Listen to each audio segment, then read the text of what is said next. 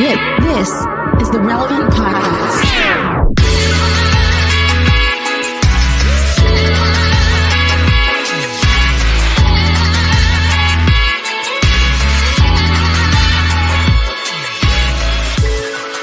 It's Tuesday, January 11th, 2022, and it's the Relevant Podcast. Here in Orlando, I'm your host, Cameron Strang. Joining me from Loverland, Virginia, it's Jesse Carey. Hello, hello. From Austin, Texas, author, speaker, podcaster, Jamie Ivey. Hey, guys. And from Nashville, Tennessee, artist, producer, and mogul, Derek Miner. What's happening? How are y'all doing on your New Year's resolutions? I'm doing good. Why y'all trying to hate? I'm doing good. Well, I don't make resolutions. I just set goals. You know what I mean? Yeah, like, there you go. I don't And like you can the do that resolution. anytime in the year. Exactly, yeah. We can have a reboot in March. Right. And you can always change and adjust your Or goals. you can reboot every Monday, Resolutions are guys. set in stone. Goals, you can raise your goals. Exactly. I already, for all the weight loss and food and all that kind of stuff, I always have one sandbag. It's like, don't go to space this year. All right, just mark it up. Doing good so So far, so good. Just so at the end of the year, I can be like, I did that one. I accomplished that one, Oh, that's funny. It's January 11th. This is around when people are having that dose of reality where they're like, man, I Well, ate the other thing, I too, dreamed this the thing, year- I did the thing, Well, that's the thing. well. That's the thing. New Year's Eve was on a Friday night this year. So New Year's Day is Saturday, right? Yeah. So the day everyone is supposed to be starting their resolutions was Saturday. And I saw so many people on Twitter like, props to all the people who made those New Year's resolutions to get their lifestyle changed up. And they're already punting 2 days for Monday to be the official start date. I think you should always start on a Monday. I mean, I gotta be honest with you, I For did sure. that. Yeah, I It's an always start easier on day. Monday. I will say, you guys, I made the big purchase of a Peloton, but Yeah. I did this in November. So I feel like I'm not on the January 1 train Peloton. But, I think that's been a good little reboot Jesse, for me. you have one, right? I do. love it. I do. Here's my issue, though, okay? Because I'm a competitor, and I like, the for me, leaderboard. competition is between the ears, okay? Like, I mentally break my opponents. And the interaction with the okay. people on the leaderboard is pretty limited to high fives. I got passed by somebody, and they gave me a high five on that little leaderboard on the side, no. because you can give to... I need a thumbs down or something, okay? Or a swat your hand away. Like, you pass me, don't high five me passing me. Like, I don't want that. I don't want that. Get that out of here. They need some sort of negative response on Peloton because too many good. It's like, look, you're not congratulating me. You're telling me I'm doing better than you and I will high five you. Yeah. No, I don't want that. That does not breed good You said competition. that's a passive aggressive flex, is what you're saying. Yeah, like, what's that Passive about? aggressive flex. What's that about? Jersey Mom 44? Yeah, I don't. I was running a 10K a couple years ago, and it was downtown, and so there's a lake that part of the route was you go around the lake a few times. And I'm going, and this happened, Jesse. Like a person who's much faster lapped me on the lake and encouraged me as they went by. Oh, keep going. Hey, you can do it. Doing great. As they went by. And I'm just like, I do not need this. I know what's going on here. I know You don't that know I'm me. slow. You don't know me. I know. I don't want your encouragement. Trust me, I likely don't have this. I'm likely walking as soon as you're out of eyesight. Yeah, I'm walking. gonna pop it in neutral. Yeah, I'll show you. I thought you were going to say it was like a mom pushing her twin kids in a stroller or something. No, that It was like it was a charity thing. It's like, hey, I've raised money like I you don't need did. no sympathy. I don't want your sympathy, encouragement. The worst is when the mom with the twin strollers like blast by you, and one of the little twins in the stroller looks at you like, that's as fast as you got. Yeah. Yeah, it's pretty bad. All right. Well, we have a great show in store for you today. Coming up later, one of our favorite experts on mental health, Brittney Moses, joins us. Also, at the end of the show, we bring it back as a very special edition of Epic Battle for 2022. You don't want to miss that. Yeah. But right now, stay tuned. Up next, it's Slices.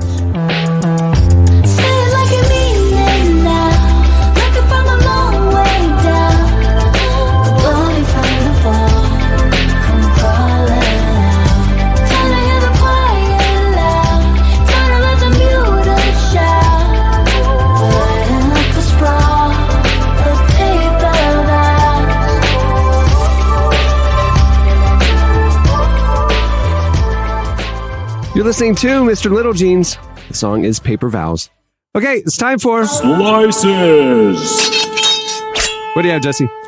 All right, so I was telling the gang before we signed on earlier. I was watching the movie Don't Look Up earlier this week, and I was thinking a lot about the role of science and scientists in our society. Oh yeah. And that's the world's going to end. Yeah, and it's sort of a satire about ignoring difficult things that science is showing us. Climate change or the pandemic. And so I read the story, and I was glad that our most brilliant minds are really solving the problems facing us. And I wanted to bring us this study that comes out of a university in Israel. And then they determined, after untold expense and efforts of these brilliant scientists, that fish can drive cars. So I was very excited to read this. And they actually created. No, this is true. And it actually is kind of cool when you think about it. They actually created what they call a FOV, which is an acronym for Fish Operated Vehicle. And basically, what these scientists. No, this is true. Okay, you can watch videos of it if you want. Go Google it.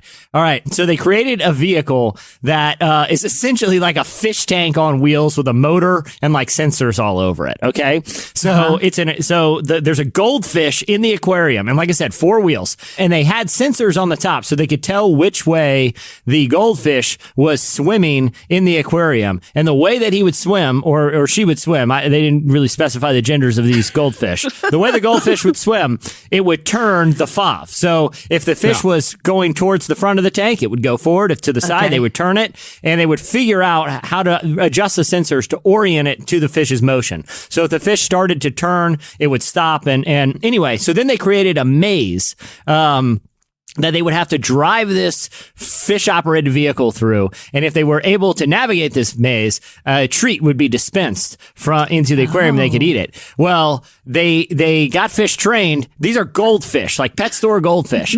And they started changing up the maze and making it way more complicated and put little obstacles in front of them. And every time they would drive around with no problem, with absolutely no problem. That they determined, this is from the study itself. It said, quote, "The study suggests that fish can learn and control vehicles using simple navigation strategies to successfully perform a task. And the findings, quote, suggest that the way space is represented in the fish's brain and the strategies it uses can be as successful in terrestrial environment as they are in an aquatic one." So obviously this has massive implications.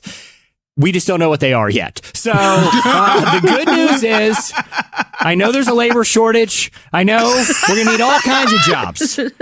Why don't we get fish a truck driver goldfish finding Nemo out here delivering Amazon packages every week. You got a bunch of goldfish dropping off all these packages we're ordering. Who knows? I don't know. But this is a real study, and I actually think it's kind of cool because we know there's so many weird stuff with like animal brains that we just that are still a mystery to us, like migration in birds. Like, how does a bird know instinctually from birth how to navigate thousands of miles to get to a nest that they're an older bird in their generation? Like, a lot of animals do kind of have this sort of sixth sense that we don't really understand how it works. But the fact that they can get fish to drive cars, I mean, come on. 2022 is off to the best start ever. You name a year. You tell me a year where 3 days into the year, fish are driving cars. Okay? Never. We're the first week into 2022, and we got pet store goldfish driving cars. Jesse, not only that, Antonio Brown quit on field, took his shirt off. Yeah. Just said 1.4 million. I don't care nothing about it. Took his shirt off in the middle of the game. You got that. You got Jason Derulo beat up 2 people for saying that he looked like Usher, that he was Usher. Like, I'm like 2020, like 2021. Somebody said 2021 or 2022 is 2020 and then the word TOO. Like, I'm like, it's not stopping. This is we're on the crazy train to wherever we're going, but it's the Carnival Cruise. We on the crazy train. Real talk. I went to a minor league hockey game a couple weeks ago, and they do Zambonis between the periods or whatever. Yeah. If there was, and there weren't a lot of people there, not a lot of people are going to minor league hockey in a pandemic. And so, but if you saw an ad on TV in your local market and was like, hey, come to the minor league hockey game. By the way, Cameron, they were playing the Solar Bears. Our local Norfolk team was playing the Orlando Solar Bears. And so I went to go see it with my son. Anyway, but if they had an ad on TV and were like, hey, the Solar Bears are playing, and between periods, the Zamboni will be driven by goldfish. Who's not going to that game? I'm pulling up. I don't even watch hockey like that, except it's the Red Wings. But I'm pulling up. Man, that is crazy. All right, what do you have, Jamie? Okay, well, I don't know if you guys saw this, but I love good stories like this. Keanu Reeves, who, we've got all the Matrix going on, which no surprise to you guys what I'm about to say, but I have not seen one of the Matrix. It's like not one of them. You got to watch the first one. Are you lying? No, I'm not. But someone told me I should watch the first and then the third and then just head on. I heard watch the first, read the recaps of the second and thirds, and then just jump into the new one. Oh, okay. See there, I might do that. So those kind of movies just don't really do it for me. So I've never watched them. But Keanu Reeves just came out that he is donating, I think it was up to like 70% of his Matrix paycheck to cancer research. And I love when I hear stories like this of people, giving away so much money like that. And, 70% for Keanu is a lot of money. We could all do that with 70% of our income, but he has a lot of money. It's about $31.6 million is what that's coming up to. But I was also curious. I didn't realize his interest in cancer research went back to his, he had a sister who battled leukemia for about 10 years and then went into remission in 2001. But her cancer battle became really personal for him. Obviously, it's his sister. And so also heard him say that around that time in 2001, he's been donating and he started his own cancer research foundation, but he's been pretty private about it. He said, I don't like to attach my name to it. I just let the foundation do what it does. And so I loved hearing that story. And I'm not like a huge Keanu Reeves fan, but I really love hearing something like that. He's the sort of person that when you hear more and more about him in real life, like you become more of a fan of him. Like I'm not a fan of him as an actor, but he seems like a really good person.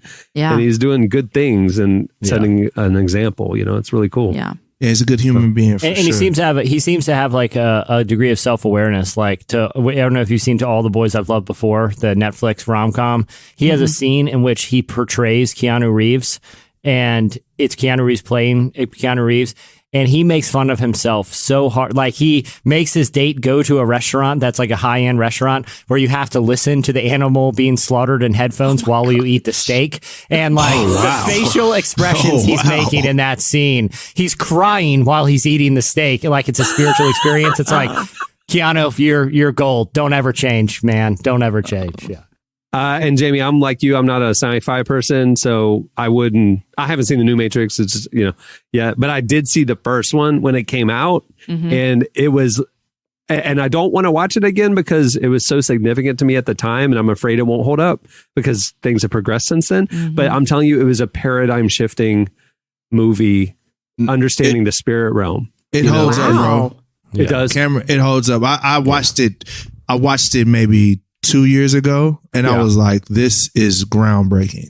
For I a may have to believer, jump in and do it. It's really significant, and that's why it showed up in all the sermon illustrations for about a decade after that, because it really is like it's a paradigm shifting thing of understanding the spirit realm versus the natural world, and it was crazy. I remember walking out into the parking lot after that. I remember where I was and just like looking at cars differently. Like, you know what I mean? Reality was like altered in my mind. It was huge in church culture. I mean, at the time, the Passion Conference was full on Matrix theme. It was Passion the Matrix, 2004. Man, what a conference it was. All right, Derek, what do you got? Yo, so 4.5 million people quit their job in November. In November we got goldfish alone. 4.5 million quit their jobs in November. So the Great Resignation is continuing. What are they doing to pay their rent now? What? Your guess good as mine. Probably Forex. But healthcare and service industry are among the main. I mean, obviously. So they just leaving, going to different warehousing, jobs? utility workers. Wow. It looks like it looks like people, definitely are changing careers. Wow. And, my wife is a pharmacist. And I can tell you now, one thing I'm going to say this. Listen, guys, especially in pharmacy, we know your medication is late. They trying. You know what I mean? Like, I'm like she says people say some of the most mean things to her. Like, no lie, my wife just threw away a pair of shoes. And I was like, baby, why are you throwing these away? She said, look at the bottom. And there was a hole in the bottom where she had wore the bottom of her shoes out from standing up. You know what I'm saying? And it's like, yo, these healthcare workers, they're dealing with pandemics. Then, my wife's coming home. She's being mommy. She's being wifey.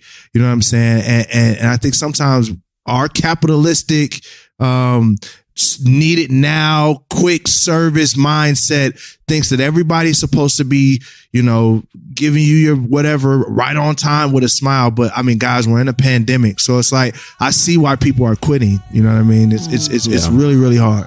Really hard. Crazy. All right. Well, that'll do it for Slices. Stay tuned. Up next, Brittney Moses joins us. Hug a pharmacist today. I can't do this on my own yet. Open up my eyes, Lord, I pray you help my focus. Dealing with my pride, times I'm with all these motions. Never ending fights between my spirit and emotions. Way too many sleepless nights, but my line's open. I got a path to make, all alone is when I can't escape. All the moments that I had to fake, smile over like a masquerade. Is I what I'm asked for days, try to hide the things I had to face. Week about a week, I'm so exhausted. Now I'm seeking for the master's grace. Cause I can't do this with no company. Jesus, come for me. Please don't let You're listening to Patrick McMillan, Zay Hill, Jack Tyler, and Hylam. The song is Alone. Well, if you heard last Tuesday's podcast, you heard us kick off our brand new content series, an 8-week limited content series presented by UHSM called New You. Every week we'll be speaking with leaders and experts on ways we can be healthier in spirit, mind, and body, setting you up for 2022 to be the best year yet. We have articles posted every Tuesday and Thursday at relevantmagazine.com. And then on the Tuesday show here on the podcast, you'll hear more of the conversation that's part of that series that week as well. Well, our guest this week is Brittney Moses. Brittney is a trusted voice in the field of mental health. She's spoken at conferences and seminars about the intersection of faith and mental health and how we can all take better care of our mental, emotional, and spiritual health. Brittney sat down with our senior editor, Tyler Huckabee, to talk about making 2022 your best mental health year yet and what you should look for when you're trying to find a counselor. Here's our conversation with Brittney Moses.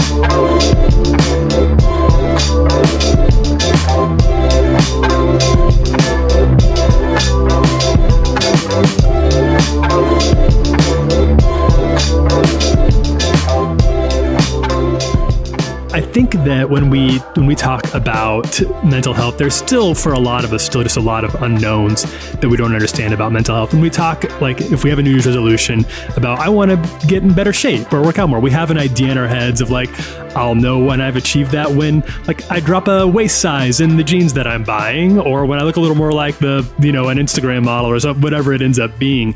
We don't really have those things for mental health. So if we decide we want to get in better mental health shape, we don't necessarily know what that looks like. And I'm curious if there's any idea, like, what would some markers be or some good intentions be for people who do want to do this, but don't even really know what healthier would look like for them?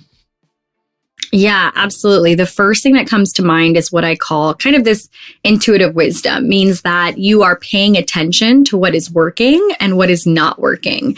I think that's something that we overlook because we're so busy in our day to day and we're so hung up on these day to day tasks and moving forward that we're not paying attention to, like, what are the things that when I do these things, I notice that I'm in a more grounded state, in a more focused state. I'm more connected. I'm better connected to myself, to God, to others. I am more my full self. I am feeling more alive. I am functioning better in my relationships, in my work, in my day-to-day life. And these things I notice when they're operating in my life, they allow me to live in this way.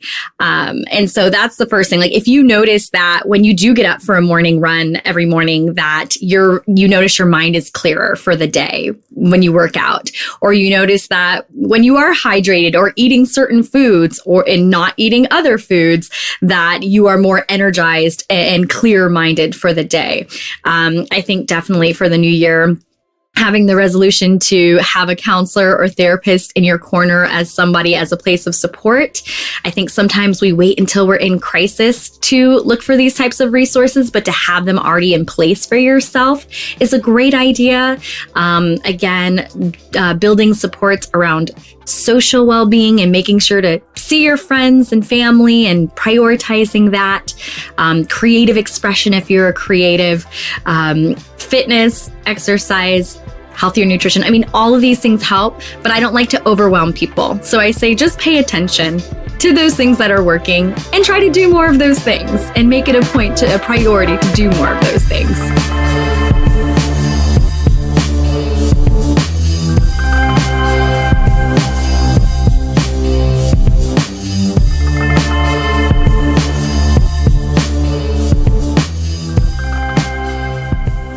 Something that I've certainly heard from many people who are kind of at the beginning of this journey, I'm sure you've heard it too, is, and this can happen with something like working out too. They want to do this, they find a counselor, they try it for a couple of weeks and they're like, I'm just not really connecting, this doesn't feel right, so they stop going and never really pick it up again. So maybe a two-part question. The first one is, how do you know when a counselor is working for you, or what should you be looking for in a counselor, and how long should you stick it out? Is it like eating broccoli where it may not feel right, but it's doing good stuff for you? Just keep it up and it's working. Or is there a time when you can be like, okay, this maybe wasn't the right fit for me. Let's find somebody else. Yeah, that's a really great question. Right. Just our level of consistency with sticking to things in general, and how that can definitely play out to counseling and therapy. So one of the things that I always want to point out is that when it comes to therapy, I mean, in essence, you're learning this person for the first time. They're learning you for the first time. So there is going to take some time to build that therapeutic relationship, what we call a therapeutic alliance. And, there is an assessment that's taking place at first just to get to know you and what your goals are and what your backstory is, right? So that's going to take a little time. So I always say, give it some time, give it, at least a couple of months, give it at least a few sessions, and pay attention to if they are also, paying attention to what your needs are, I would say. For example, I had been in a counseling session and I shared with this counselor, hey, this is my belief system, as a Christian, this is kind of the territory belief system that I'm in. And she kept, kind of introducing things that weren't aligned with that. And I realized maybe this isn't a good fit because she's not paying attention to what I'm telling her is the basis for me, the competency around my cultural needs.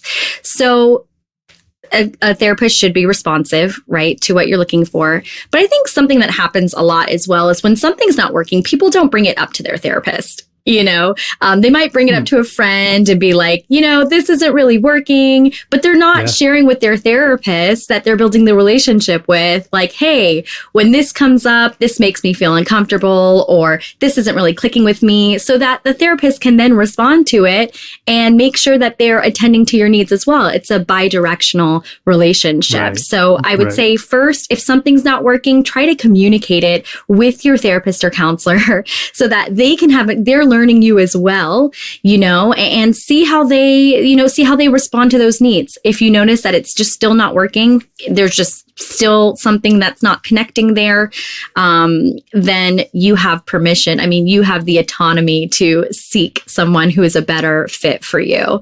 Absolutely. Something that has been a struggle, I know in my life, being raised in a Christian household, which provided me with many wonderful things, but one thing it did not provide me with is this idea that I should take time for myself, that what I want, what I need, my desires are important. I was, in the church, you're very much taught to put those things aside and don't pay attention to what you need. Don't pay attention to what you want. It's about what other people need and want.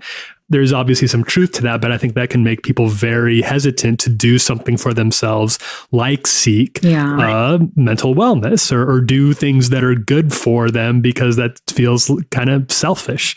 Have you observed that? How do you respond to that?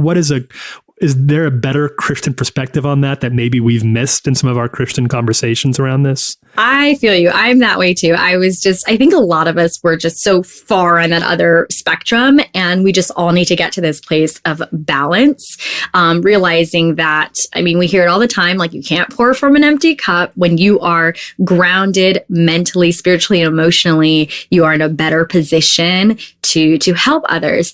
And I think about the scripture in Psalms where, sorry, I don't have the exact chapter verse, but where it says there is victory in an abundance of counselors. Like there is victory when we have that support. And I think it's so great that the word victory is in there. Like there is a way to overcome with the right support, with the right help.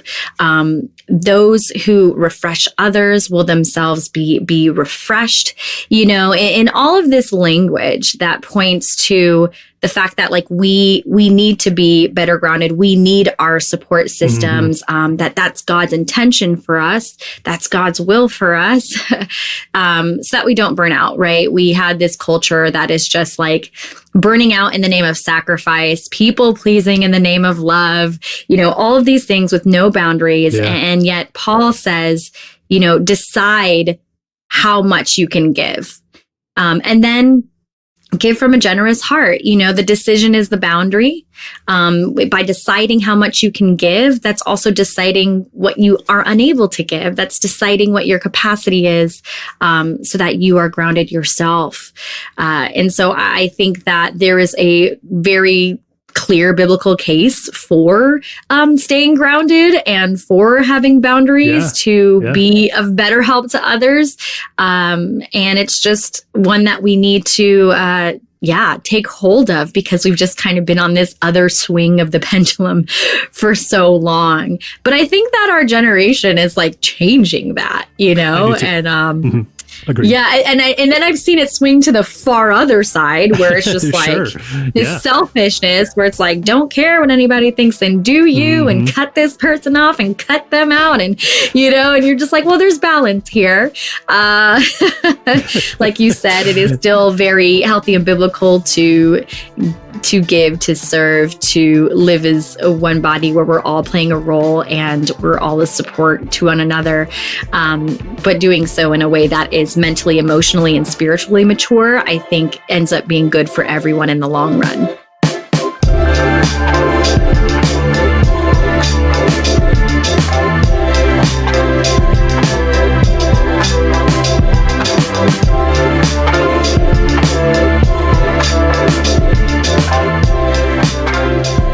That was Brittney Moses. You can read more of that conversation over at relevantmagazine.com. It's part of our New You content series. All you got to do to see the whole series is click right there in the nav bar. It says New You. UHSM is sponsoring it, and we're so grateful for their support. And, as you think about your health care this year, look into UHSM. They offer member-based programs where faithful people can take charge of their own health care. From telehealth options to plans that cover the unexpected moments in life, UHSM has something for everyone. For more information, head over to uhsm.org or contact a rep at 800-900-8476. Again, that's uhsm.org, or you can call someone at 800-900-8476 to find out more. We are so grateful for their sponsorship of the New You content series. Go support them. All right, stay tuned. Up next, it's Epic Battle.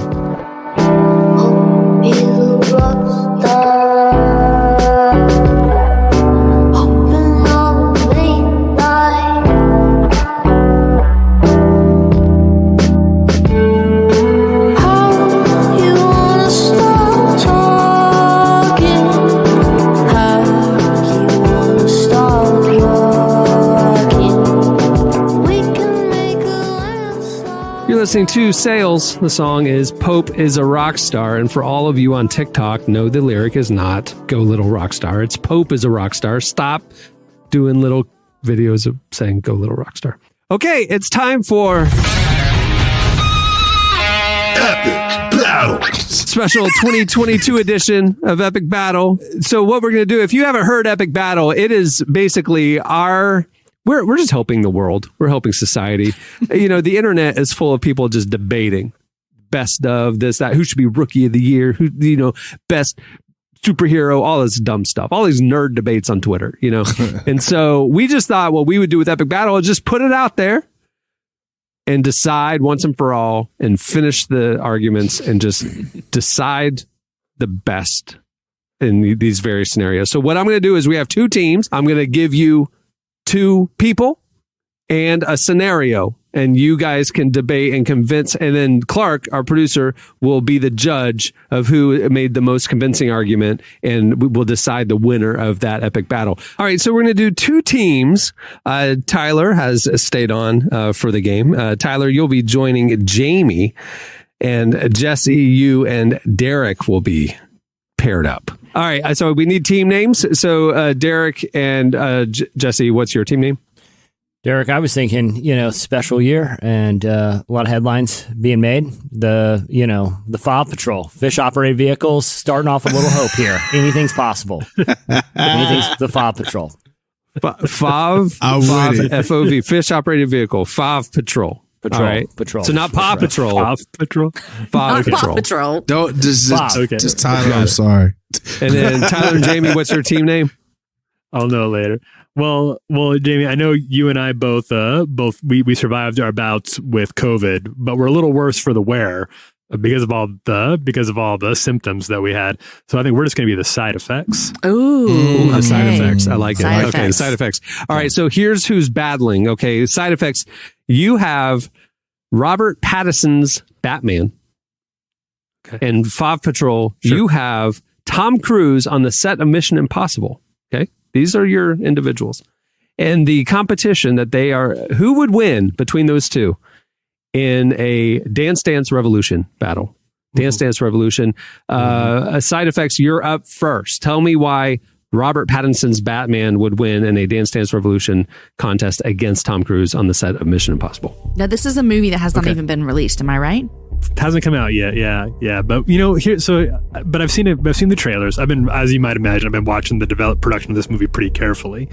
And one thing that I've noticed in this is that they're finally, and this should have happened a long time ago, they're leaning into the idea that Bruce Wayne would be kind of a goth weirdo. Like, he wouldn't be a suave, cool, playboy, billionaire type. He would be like a theater dork. He'd be like one of those Hot Topic kids that never got over it.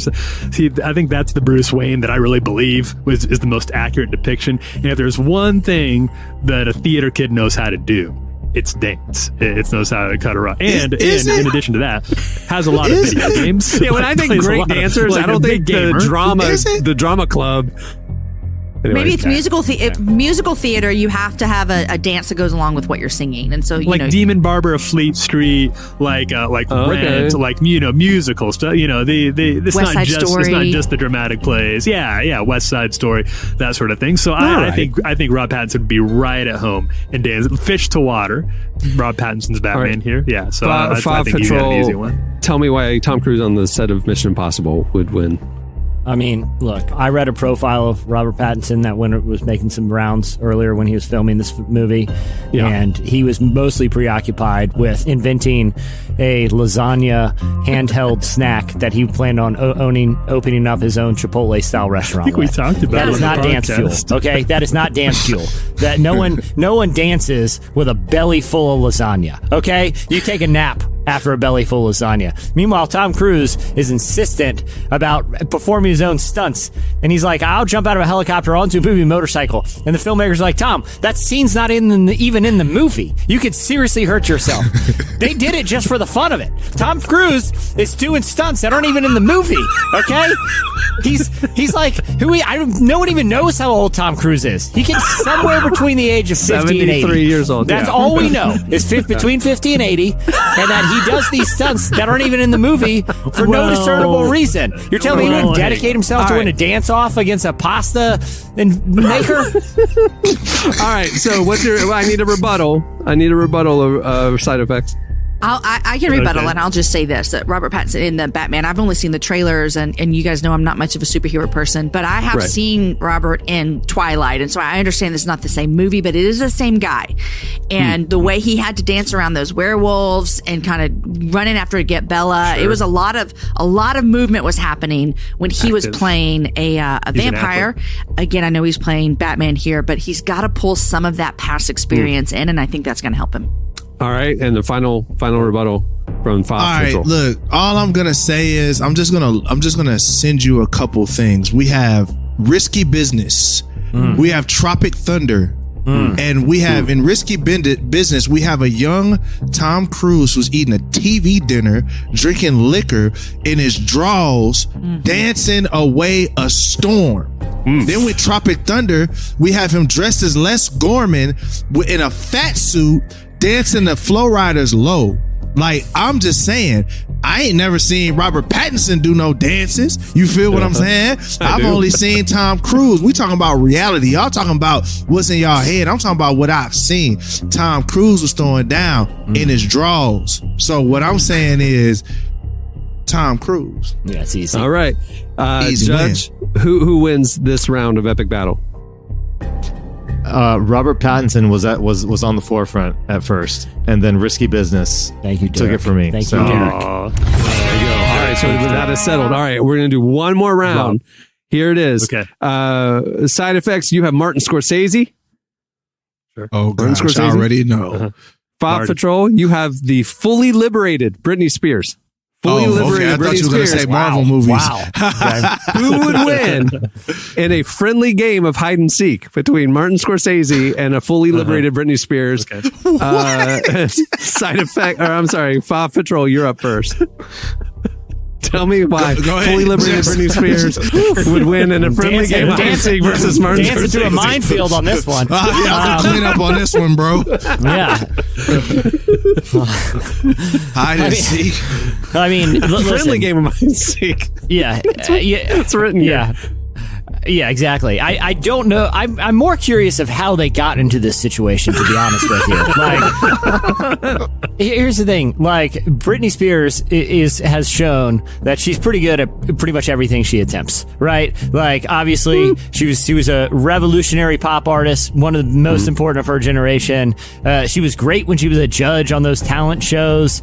You know, like, her Vegas deal was sold out wall to wall. Even her little dabbling in movies, like, it got mixed reviews, but it's become sort of this funny cultural artifact that people are kind of like, hey, Britney was pretty good in it. Martin Scorsese, I don't think he's into comic books or hide and seek. He seems to be getting pretty crabby in his old age and spends most of his time telling us why comic book movies suck. Like that, like he's making 5-hour gangster movies. Okay, they're going straight to Netflix because they're so long. No theater would possibly air them. And then when he's not doing that, when he's not making movies with octogenarians that are, that takes 4 days to get through, he's, writing essays about why comic book movies and Disney are ruining everything. Not the type of guy who's going to be playing hide and seek. It just goes Britney all day.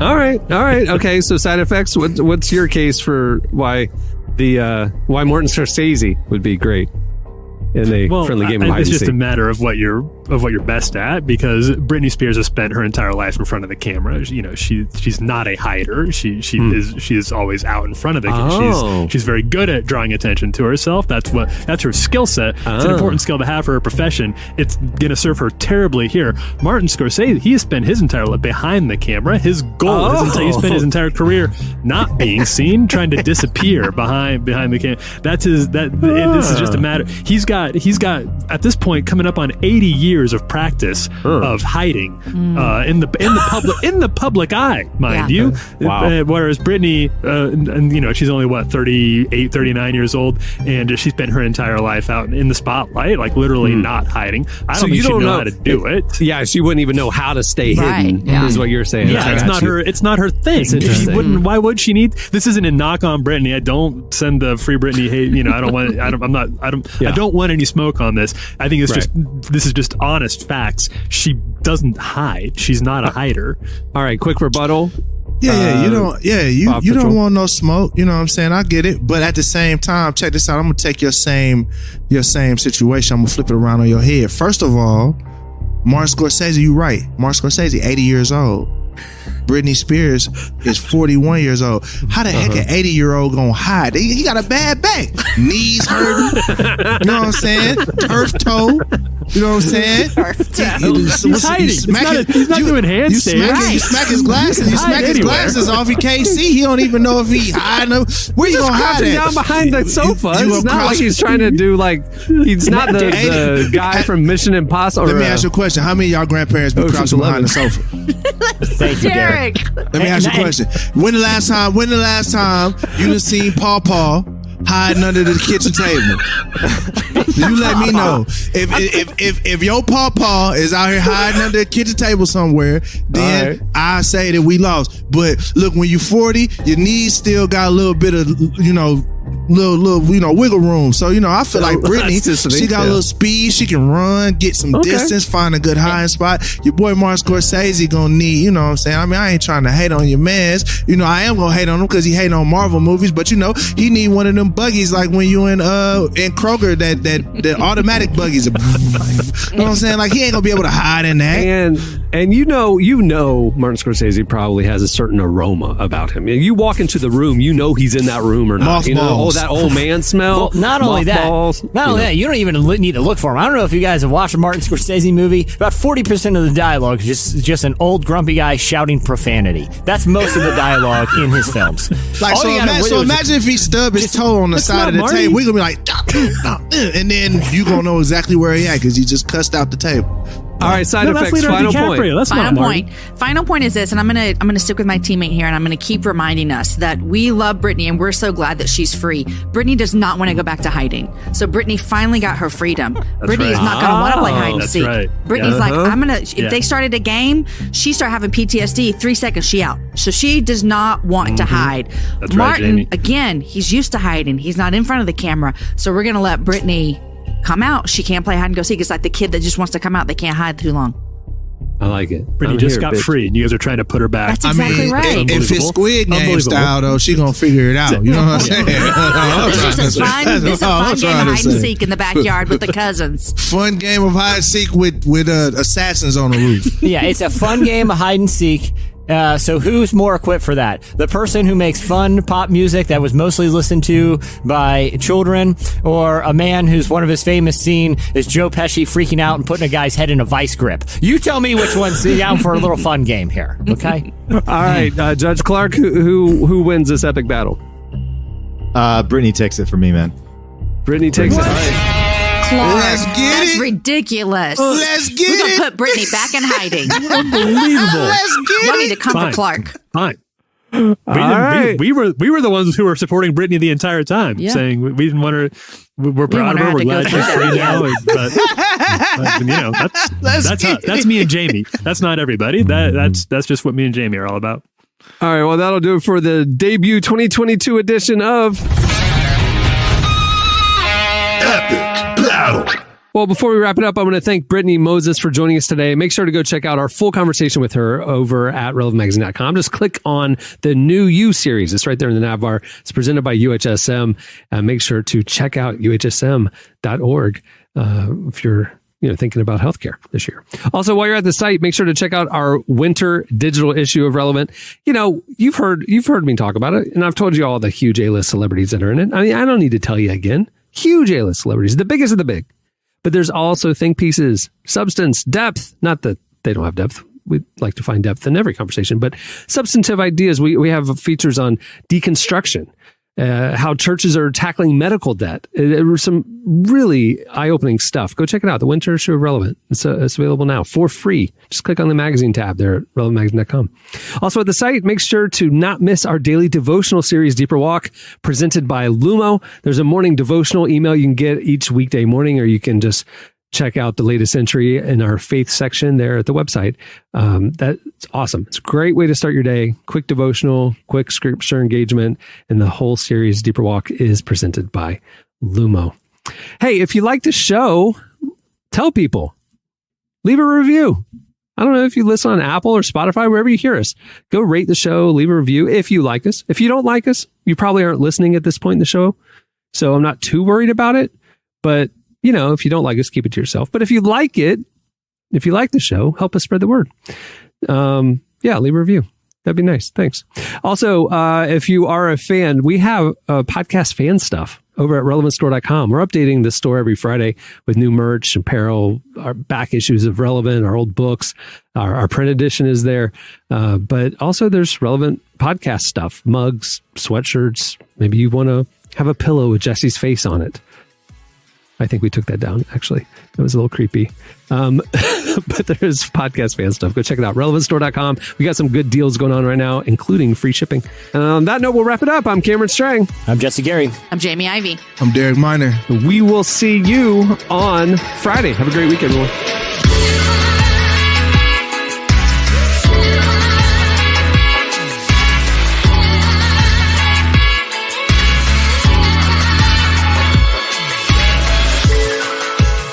For listening to the Relevant Podcast. Check out our features, interviews, and news updates every day at relevantmagazine.com.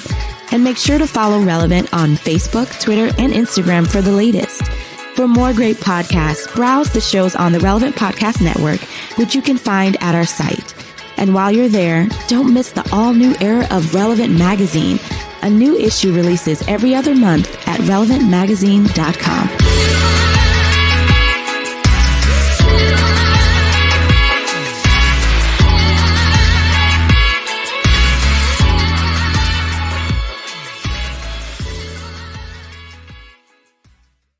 Trust me, I likely don't have this. Relevant Podcast Network.